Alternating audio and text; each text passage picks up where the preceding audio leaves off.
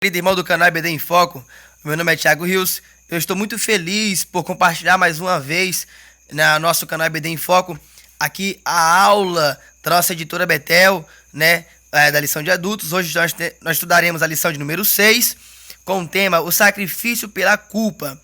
Eu quero agradecer desde já a todos que curte e comenta, né, os nossos comentários. Eu agradeço a Deus por eu estar de alguma forma, eu sempre falo isso, né, por eu estar de alguma forma ajudando no seu conhecimento bíblico. Muito bem. Lembrando que o canal EBD em Foco, ele possibilita a você, né, se você clicar no site, escrever o site www.ebdemfoco.com, você será direcionado à nossa plataforma EBD em Foco e a nossa plataforma, ele oferece a cada assinante, né, os nossos cursos maravilhosos, que é os cursos Educações Cristãs, né, como você dar uma boa aula usando o slide. Na própria plataforma EBD em Foco, você pode estar baixando essa lição, como por exemplo, que eu irei lecionar hoje em PowerPoint, né, como slide, e você irá ensinar na sua classe de aula, e eu tenho certeza que você também, além de você ficar feliz por ensinar os seus alunos também ficarão felizes por assistir uma aula tão dinamizada, que é uma aula usando os slides. Nós sempre colocamos aqui, proibida a distribuição desse slide, né, pelo WhatsApp. Por quê? Porque se você estiver recebendo pelo WhatsApp, você está meio que contrabandeando, né, o nosso material. E o nosso material, ele requer um trabalho, ele requer uma dedicação, né? E não é que nós cobramos para fazer a obra de Deus, não. É porque nós gastamos tempo, nós gastamos com as nossas plataformas online, né? Então tudo isso é um gasto e não custa nada aos irmãos que assistem nosso comentário, né, e que baixam os slides, nos ajudar. Muito bem? Eu não quero entrar nessa parte, eu quero entrar na lição, porque a lição de hoje ela é muito interessante, muito profunda. Então vamos para a lição de hoje, o sacrifício pela culpa. Vamos encerrar nessa aula, né, a última das 5 ofertas levíticas, lembrando elas que o sacrifício da expiação, né, teve também a oferta de manjares, o sacrifício pacífico. A lição passada falou sobre o sacrifício pelo pecado, e hoje estudaremos, por último, né, o sacrifício pela culpa. A oferta que é dada, né, a oferta pela culpa, ela era muito parecida com a oferta do pecado. A diferença principal era que a oferta pela culpa era uma oferta que envolvia dinheiro, né, para os pecados de ignorância, relacionamentos e fraudes. Amém? Nós vamos aprofundar sobre isso mais na frente da lição, mas eu quero dar um exemplo aqui, uma suposição. Se João enganasse José sem querer, por exemplo, né, por dinheiro ou propriedade, o sacrifício dele, no caso aqui de João, devia ser igual à quantia no qual ele defraudou, no qual ele roubou, e levado mais 1/5 para o sacerdote e para o ofendido. Ou seja, ele levava cerca mais ou menos, além dele devolver a quantia que ele defraudou, e então ele oferecia 20% a mais para a pessoa que ele defraudou. Amém? E ele também levava 1/5 para o sacerdote. Amém? Então vamos para a lição de hoje. Vamos para o texto Levíticos capítulo 7, versículo 2. No lugar onde degolam o holocausto, degolarão a oferta pela expiação da culpa, e o seu sangue se espargirá sobre o altar em redor. Onde era então, Tiago, que acontecia a degolação no holocausto? Era fora do templo, né? Todos nós aprendemos na lição que nós estudamos, que o holocausto era feito fora do templo, na entrada da tenda do encontro, né? Então, ou seja, no lugar onde degola o holocausto, degolarão também a oferta pela expiação da culpa. Amém? Vamos para a verdade aplicada. A culpa é um sentimento que toma conta do coração do homem por algum ato errado, mas em Cristo esse sentimento é apagado. Geralmente, né, as pessoas que se sentem culpadas, elas buscam alguma forma, né, meios, né, para aliviar esse sentimento culposo que há dentro do seu coração.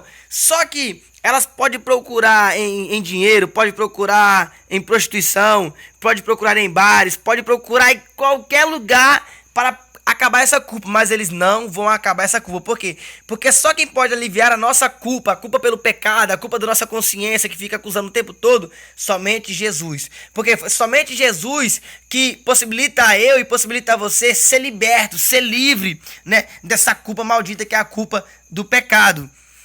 O texto de referência costumamos não ler, né, para que tiver mais tempo para nós fazer os comentários. Então, se você não leu o texto de referência, eu peço que pause o vídeo, né? Faça a leitura, porque é uma contextualização daquilo que nós iremos aprofundar hoje, né? E segue assistindo o vídeo. A introdução que nós temos para essa lição. A graça de Deus, ela perdoa todos os pecadores, desde que o homem se arrependa. Olha só, o que caracteriza que o homem seja perdoado mediante a graça de Deus é o quê? É o arrependimento do homem. Tem seus pecados então perdoados. A sua santidade não deixa passar nenhum pecado, mas em Cristo Jesus foi a providência, né? Deus, ele proveu em Cristo Jesus o meio para que a sua santidade fosse satisfeita, né? Ou seja, através da graça de Cristo, né, nós obtivemos o perdão, né? Pois na graça de Cristo, irmãos, foi que revelou Cristo, foi que ele se revelou para nós. E é mediante a graça dele que eu consigo perdão pelos meus pecados. É mediante o sacrifício de Cristo na cruz do Calvário que eu tenho na minha vida a santidade. Amém? Portanto, eu peço que você fale um pouco nessa introdução sobre o sacrifício de Cristo, né, sobre a graça do Senhor, como foi que essa graça se revelou ao homem, foi mediante Cristo, morrendo na cruz do Calvário. Com isso você estará evangelizando a sua classe, né, e também lecionando a sua lição. O tópico primeiro, culpado nas coisas sagradas. Na oferta pela culpa, havia a necessidade de uma restituição, diferenciando este sacrifício dos demais. Na oferta pela culpa, uma reparação é exigida por Deus, seja ela para o santuário ou para o próximo. O texto bíblico revela a necessidade de uma reparação.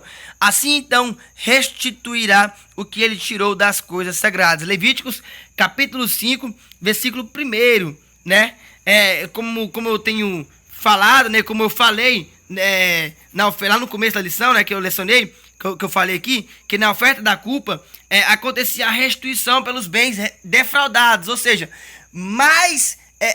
além de você restituir aquilo que você defraudou, você dava também a essa pessoa que você defraudou 20%, ou seja, 1/5, né, daquilo que você defraudou. Vamos então para o tópico primeiro, pecando por ignorância nas coisas sagradas.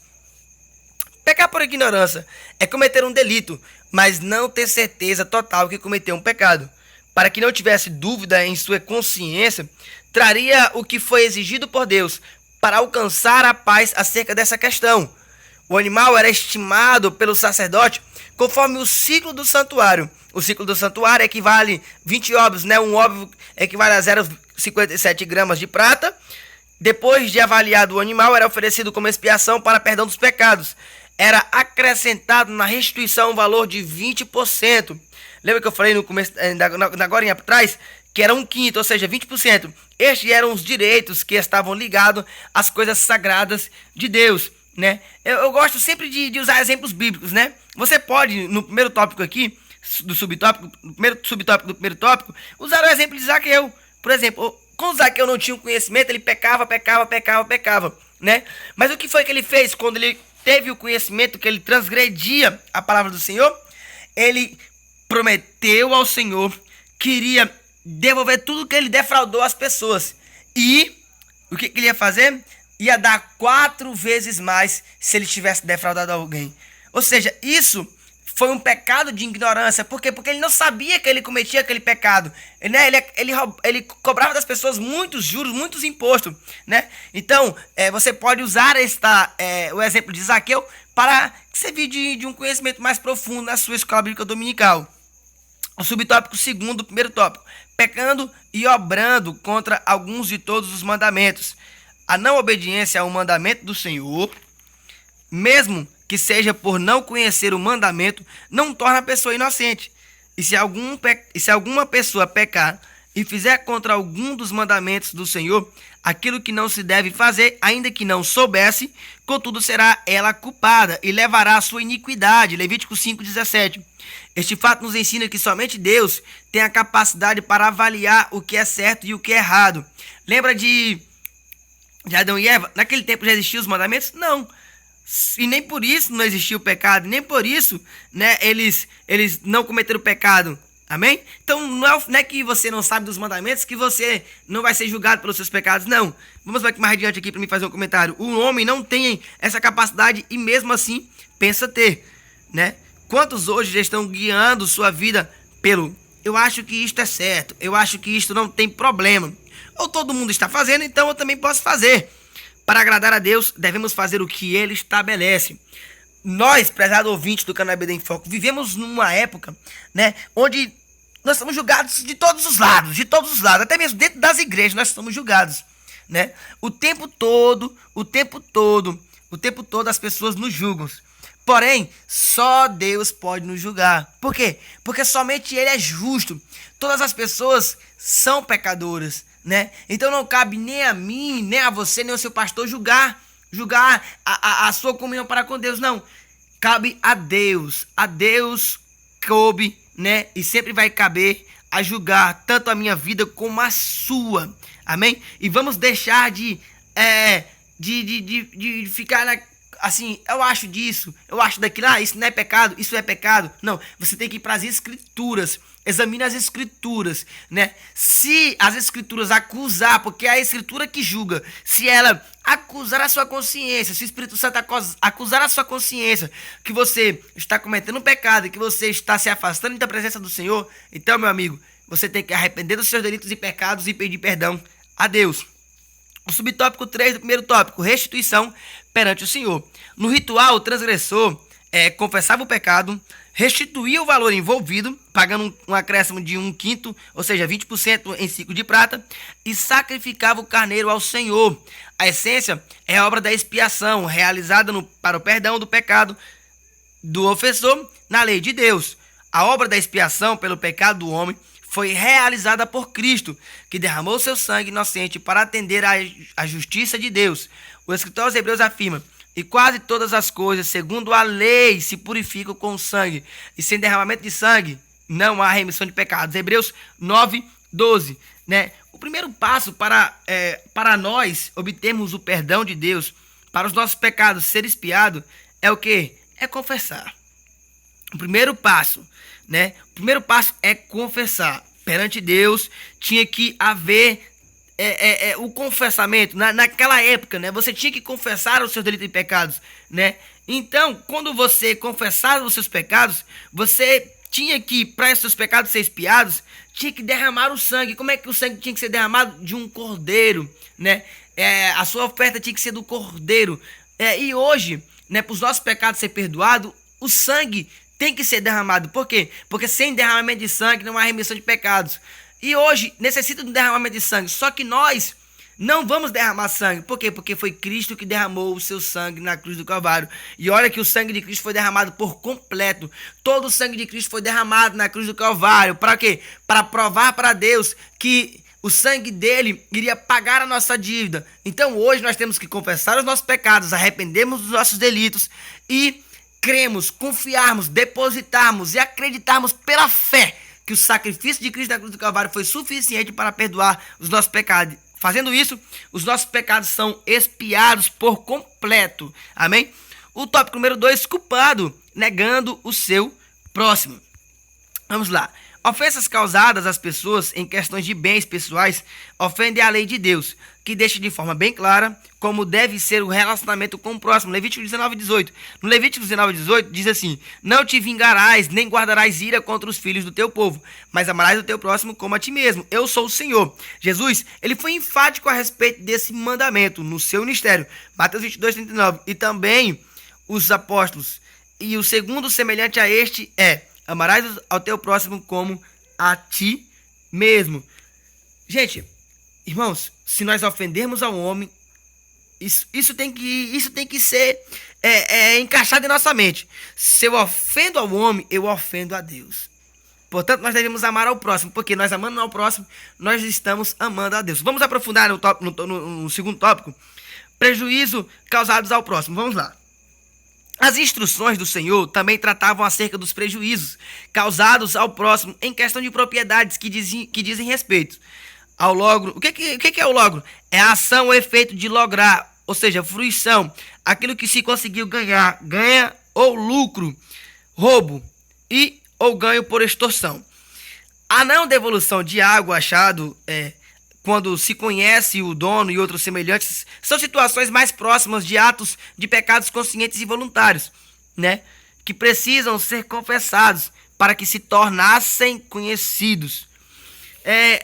No tópico número 2 aqui, né, no primeiro subtópico, né, falam sobre esses prejuízos causados ao próximo, né? Quem nunca de nós aqui achou alguma coisa? Será que você que está me ouvindo nunca achou algo de alguém? Será? Todos nós já achamos, irmãos. Todos nós já achamos algo que não era nosso. E quando nós achamos, nós devolvemos para a pessoa? Esse tipo de pecado se encaixa no sacrifício, né, pela culpa. Por quê? Porque ele ofendia ao próximo. Ele ofendia ao próximo, mesmo não sendo voluntário, mesmo você não sabendo, né, de quem era aquele objeto, aquilo que você achou, mas era um pecado que ofendia ao próximo.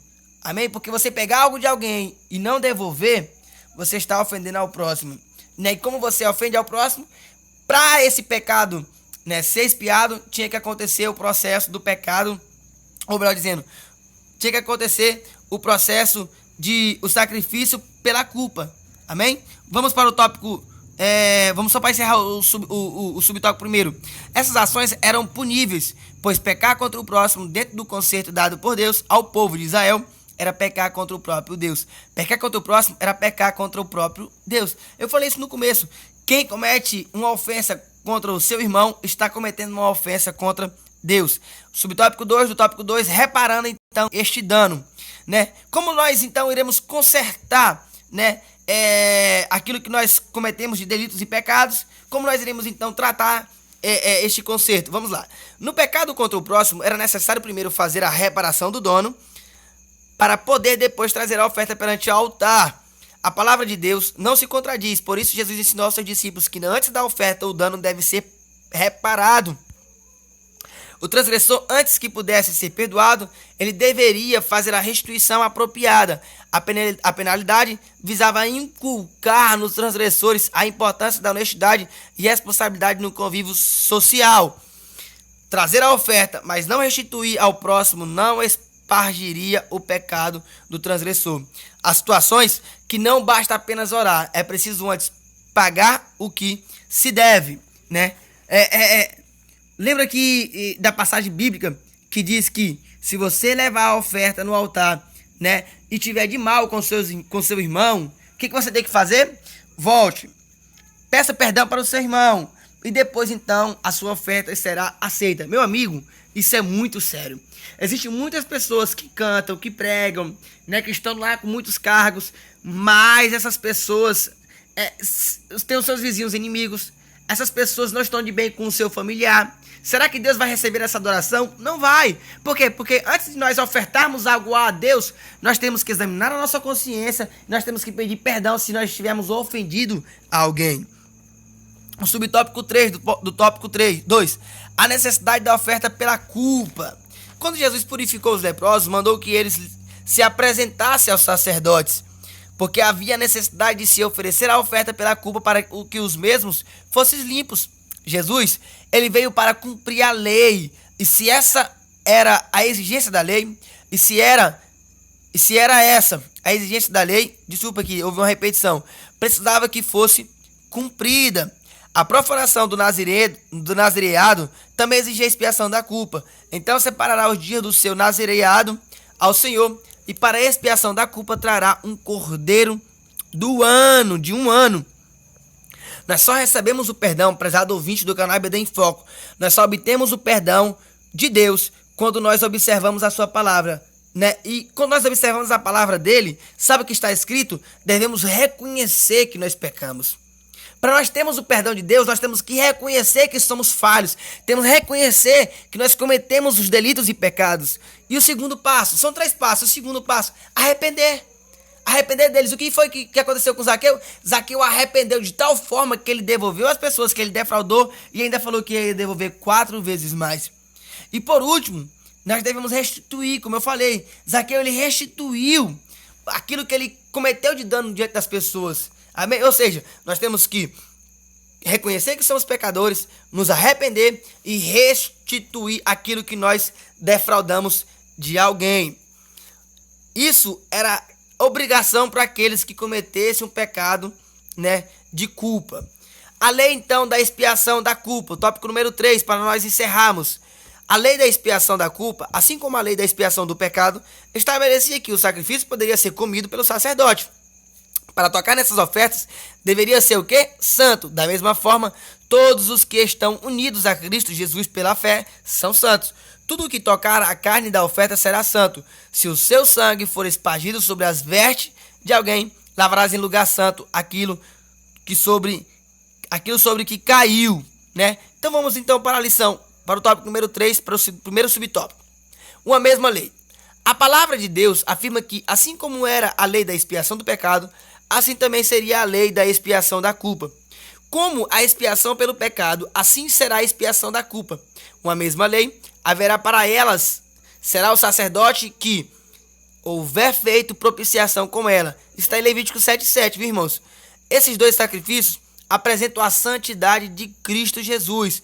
Essa era uma oferta que todo homem da família sacerdotal estava autorizado a comer.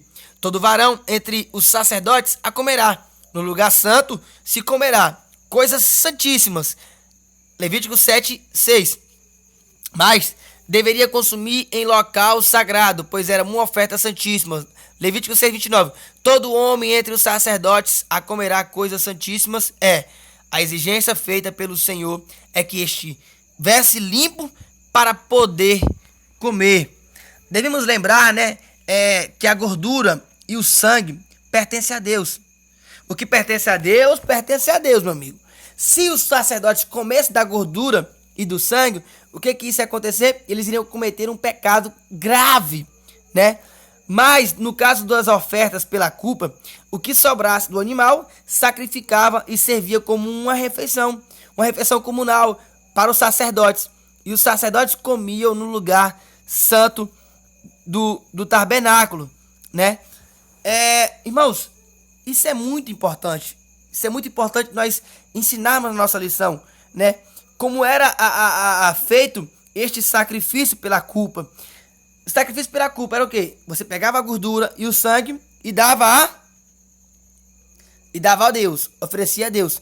E o resto do sacrifício dava para os sacerdotes para que eles alimentassem, para que eles fizessem uma refeição, né? Ou seja, com isso então nós tínhamos um sacrifício feito a Deus e o que sobrasse do animal não era desperdiçado, era dado aos sacerdotes, né? O subtópico 2 do terceiro tópico, fartura no altar. A responsabilidade no Antigo Testamento de ensinar a palavra de Deus ao povo estava sobre a incumbência dos sacerdotes e levitas. Já em casa, a responsabilidade era dos pais. A fartura sobre o altar estava ligada diretamente ao conhecimento que o povo tivesse da lei. Quanto mais ensino, mais fartura para o sacerdote. Boca aberta ensinando a palavra de Deus. Provisão pelo sacrifício trazidos aos santuários, né? Nos dias de hoje, a responsabilidade de ensinar a palavra de Deus é de quem? É do pastor, sem sombra de dúvida, e dos obreiros.